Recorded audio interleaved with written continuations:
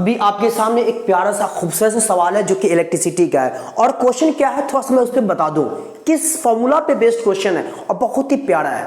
ये क्वेश्चन जो दरअसल है हम लोग लास्ट क्लास में पढ़ा था, R equal rho into L by A, यानी किसी भी कंडक्टर का रेसिस्टेंस जो होता है वो लेंथ पे डिपेंड करता है, एरिया पर डिपेंड करता है और नेचर ऑफ मटेरियल पर डिपेंड करता है। यहां भी कुछ वैसा ही सवाल है, आइए पढ़ते हैं क्या कह रहा है।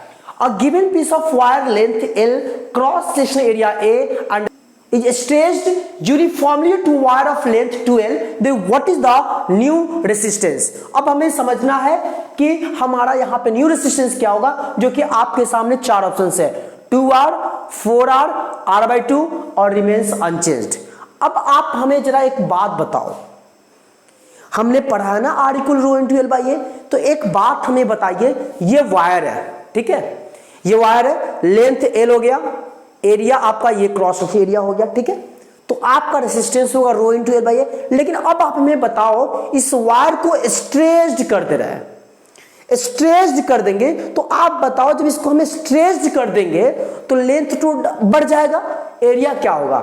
अरे भैया ये इतना बड़ा वायर है, इसको और हम ज्यादा इलोंगेट कर देंगे, तो इलोंगेट करेंगे इसी को तो एरिया तो कम हो जाएगा ना, बिल्कुल पतला हो जाएगा। जब हम लेंथ बढ़ाएंगे तो एरिया कम होगा। तो याद रखिएगा हमेशा, अगर लेंथ को आप डबल करोगे एरिया हाफ होगा। हमेशा याद रखना, किसी भी कंडक्टर को लेंथ उसका हम स्ट्रेच करके डबल कर रहे हैं, उस केस में एरिया हाफ होगा। अगर इसी वायर को, इसी कंडक्टर को हम 3 टाइम्स इलोंगेट कर रहे हैं, 3 टाइम्स स्ट्रेच्ड कर रहा है, तो उस केस में एरिया 1/3 हो जाएगा, मतलब एरिया A/3 हो जाएगा।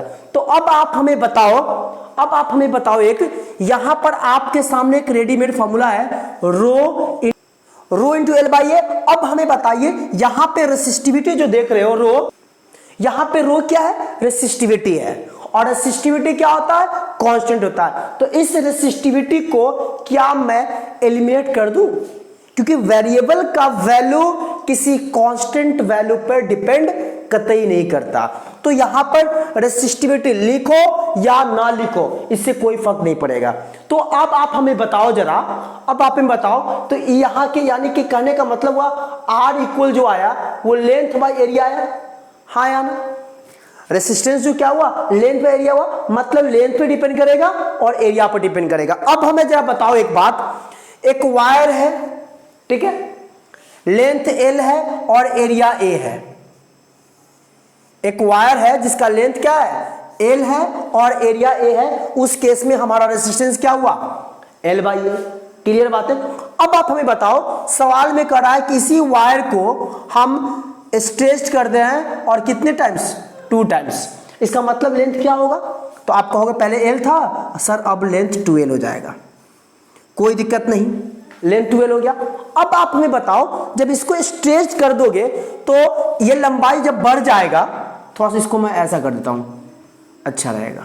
चलिए, एरिया A था, L था, अब इसको हमें स्ट्रेच करके डबल कर दिए तो लेंथ तो 2L हो गया, एरिया क्या हो जाएगा? आप कहोगे सर एरिया A/2 हो जाएगा, हाँ या ना? जब किसी कंडक्टर को या वायर को आप स्ट्रेच करोगे 2 टाइम्स, उस केस में लेंथ डबल होगा, एरिया हाफ होगा।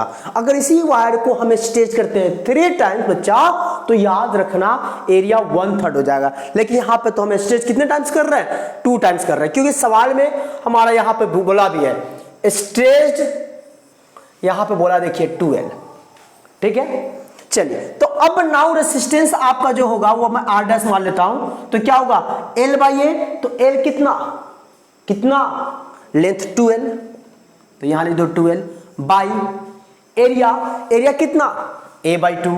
तो अब हमें आप बताओ, ये 2 ऊपर जाएगा तो R' जो हो जाएगा आपका 4 इंटू L बाई A, हाँ या ना? होगा कि नहीं होगा? बिल्कुल होगा। अब आप हमें बताओ, L बाई A जो है ये हमारा ओरिजिनली कितना है? आप कहोगे सर R है, तो यहां पर क्या लिख सकते हो? R' इक्वल 4 इंटू R, यानी न्यू रेसिस्टेंस, ये न्यू है आपका, ये न्यू रेसिस्टेंस जो हुआ ये हमारा ओरिजिनल का यानी पहले का कितना टाइम्स हुआ? आप कहोगे सर ये 4 टाइम्स हुआ, और इसमें कौन सा ऑप्शन है? तो आपका ऑप्शन नंबर 2 करेक्ट होगा।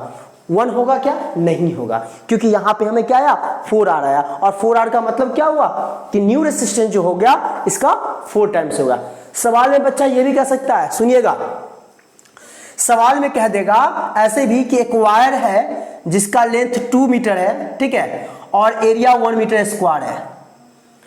लेंथ 2 मीटर है, एरिया 1 मीटर स्क्वायर है। तो अब आपको कहेगा कि मान लो कि इसके लेंथ को हम डबल कर रहे हैं तो आपका न्यू रेजिस्टेंस क्या होगा? तो सिंपल सी बात है 4 इंटू आर। 4 इंटू आर का मतलब समझे? तो पहले कितना होगा? R इक्वल एल बाई ए, मतलब 2/1 2 हो जाएगा, तो अब कितना हो जाएगा? 8 टाइम्स हो जाएगा। तो आपका न्यूमेरिकल डेटा पर भी आपको दे देगा सवाल बनाने को। लेकिन यह सवाल था बहुत ही प्यारा, बहुत ही खानदानी, इसलिए मैंने सोचा आपको बता दूं, और उम्मीद करता हूं कि आपको सारी बातें समझ में आई होगी। अगर समझ में आई तो प्लीज रिक्वेस्ट है, वीडियो को लाइक करिए, दोस्तों के बीच शेयर करिए, और साथ ही चैनल पर नए हैं तो सब्सक्राइब कर बेल आइकन को प्रेस करिए। Thank you.